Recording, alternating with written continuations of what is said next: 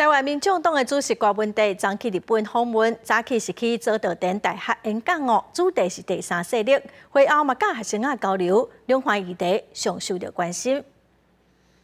郭文地依照蔡英文选总统几日有关城市演讲内容，讲到第三势力的客气，批评拿着两党专注意识形态。会后也安排学生 Q&A 交流，中国学生集中伫两岸议题。刚才问说我们要不要跟习近平见面，重点是要谈什么，要做什么，目的是什么？坦白讲，我们要克服第一个问题是，我们到底有没有共识，要追求共识，这才是要先解决。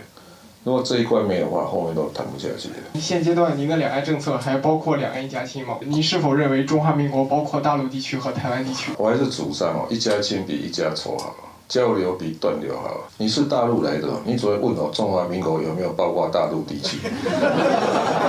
那现场当年研究台湾政治甲文化的二级学者小笠原新信也出现观察，见证2024总统大选氛围。整个新简洁式之后，再整理我的看法，再发表。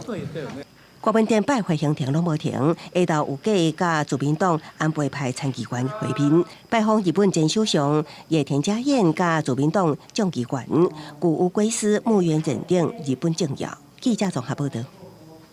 来关心